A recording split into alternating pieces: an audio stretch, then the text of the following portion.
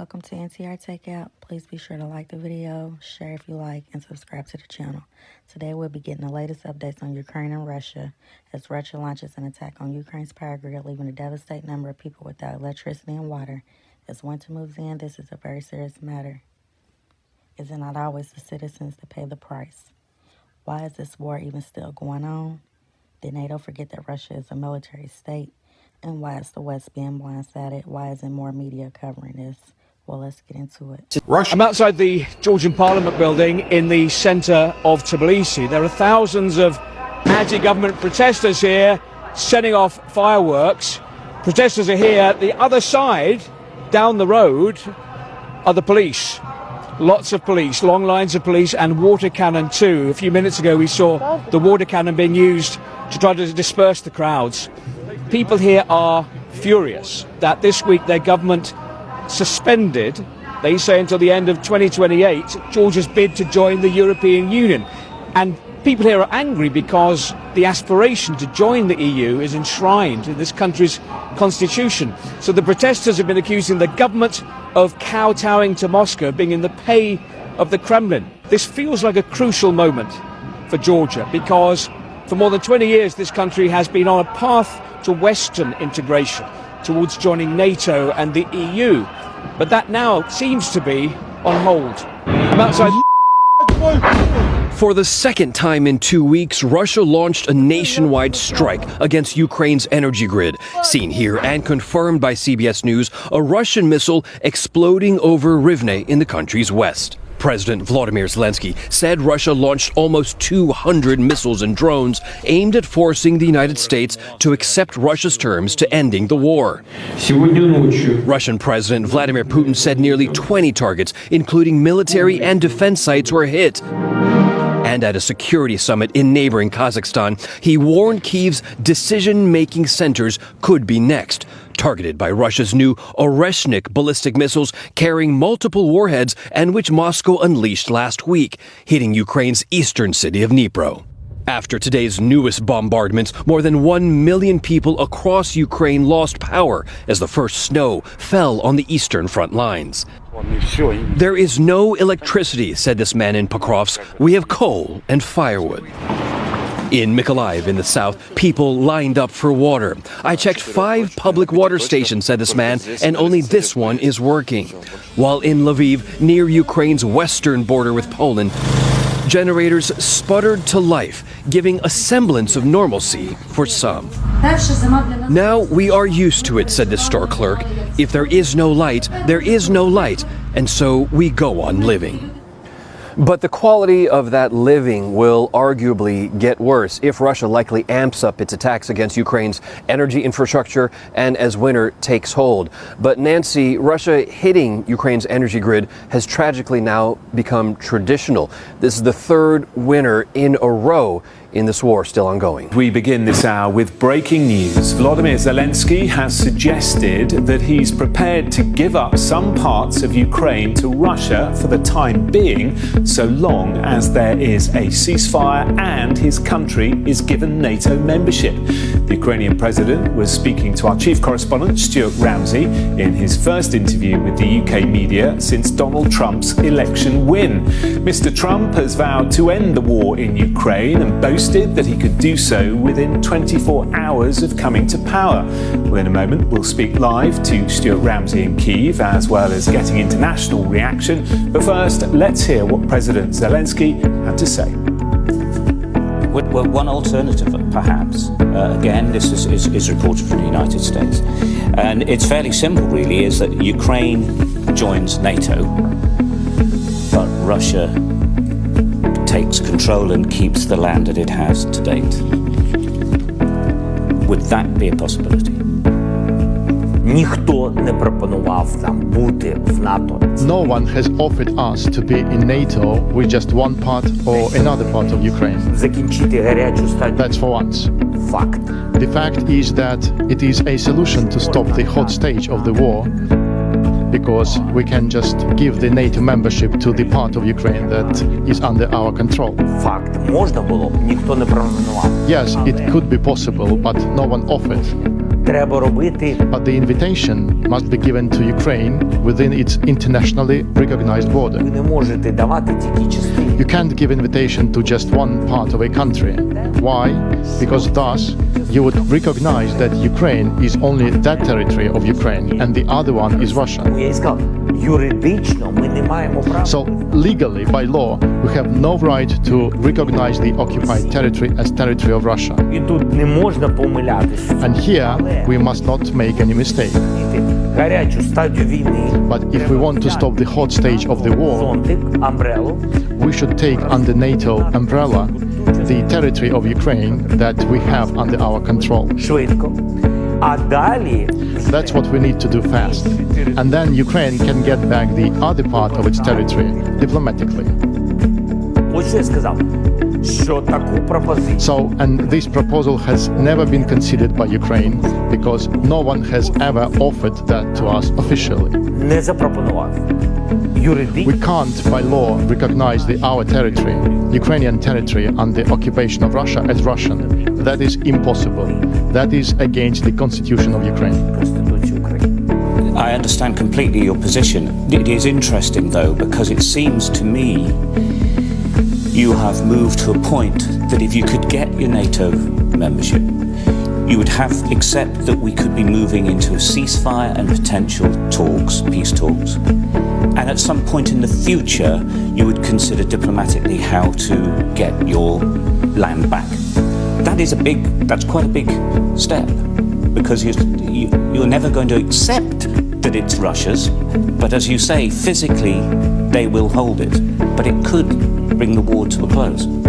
A lot of different countries proposed a ceasefire. So the question is, ceasefire where? That is the question. The second point is, if we speak ceasefire, guarantees that Putin will not come back. And in this case, I commented to you about NATO. Yes, NATO immediately the part of Ukraine. And we need it very much. Otherwise, he will come back. Otherwise, how we can go to ceasefire? So it's very, for us, it's very dangerous. That's what I mean. This is the inside of a Russian bomber plane moments before a massive missile attack on Ukraine. Russia's military released the pictures after devastating Ukraine's energy supply. More than 1 million people in the country are without power ahead of a harsh winter. Vladimir Putin says it was in response to Ukraine's strikes on Russia using UK and US weapons. The Ukrainians are saying they're winning, and they took Izium, Lyman. Ну, начнем с того, что они считают, что мы отступаем. Это тактический прием. Мы обязательно идем вперед. Пускай они так думают, что мы отступаем. И то, что говорят, что русские отступают, мораль низка. Нет, это неправда. Они ошибаются очень сильно, они забыли русский дух, у них этого духа уже нет просто-напросто. А русский дух, он непобедим. Поучите историю внимательно, нашу русскую. И вы поймете, что русский не хотел войны никогда. Русские не нападают, а русские заканчивают войну, действительно. К сожалению, но я думаю, все-таки, наверное, к счастью, мы информационную войну проигрываем. Но мы всегда выиграем войну физическую. И что не опомнятся, хоть кто-то из них.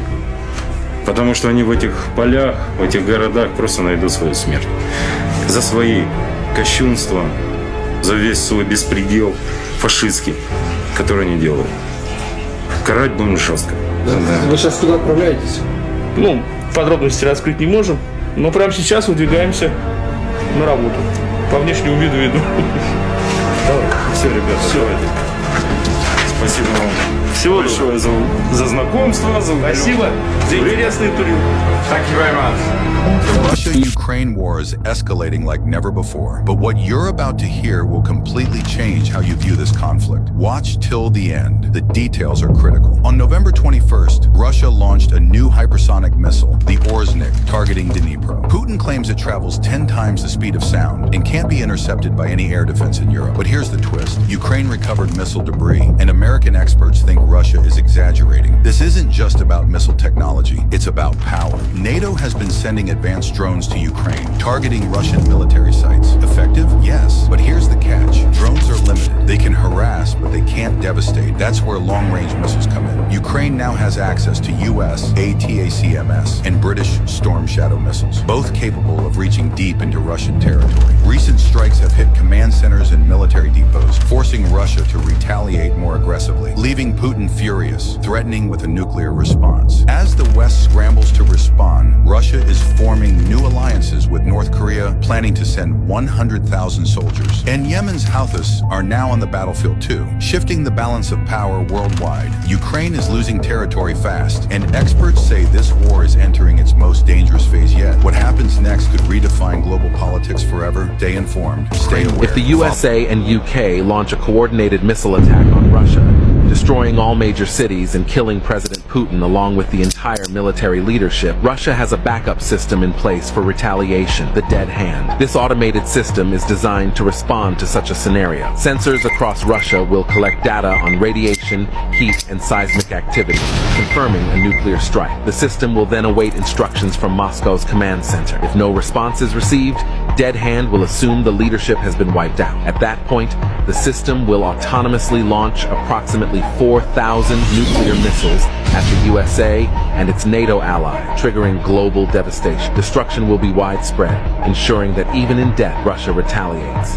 This kind of automated retaliation system ensures that no matter the outcome, the consequences of such an attack would be catastrophic. In the end, the use of nuclear weapons guarantees mutual destruction, a grim reminder of the fragile balance of power in the world. The Chinese ship is currently in a standoff with NATO warships after it attacked the alliance, with investigators accusing the ship of dragging its anchor for 100 miles to deliberately sever 2 critical data cables between European nations. And the probe now focuses on if the Russians had any part in this or if it was a Chinese operation. One investigator saying it's extremely unlikely that the captain wouldn't have noticed that the ship dropped and dragged its anchor, losing speed for hours and cutting cables along the way. Also, once the ship dropped its anchor in Swedish waters, it reportedly turned off its identification system, with it then severing an internet cable between Sweden and Lithuania, and then another cable between Germany and Finland. With this, the Danish Navy sent ships to intercept the Chinese boat and briefly boarded it once it was clear what it was doing. Now, Western officials say they don't think the Chinese government had any involvement, but rather they suspect that Russia is behind the sabotage. And this is the entire crew is reportedly Chinese, except for one sailor who's Russian, but they can't be questioned against their will, and they can't be towed to port either due to international law. So NATO is currently surrounding the boat to prevent it or anyone on board from going anywhere until they agree to questioning and boarding. And this is Sweden has requested it to be towed to Swedish waters, so follow to stay in the loop. We have to face up to the fact that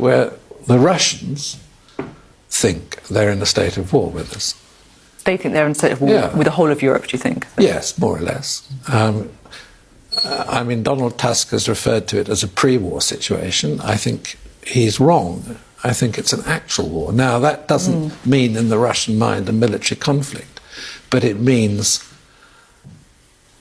hybrid conflict or different types of conflict in different arenas of interest. And I mean, we've seen already quite clearly some very aggressive moves on the part of the Russians in various European countries. You've had the heads of the intelligence agency, your head of CIA, head of my former service, actually standing up publicly and, you know, talking about the Russians going feral and, you know, being involved in sabotage and hybrid warfare, and us being, well, I mean us, I'm saying the Western Europe generally and the United States being in a very dangerous situation. For me is the fact that our media here is being silent while all other media across the world is talking about this nonstop. They're not telling us for a reason.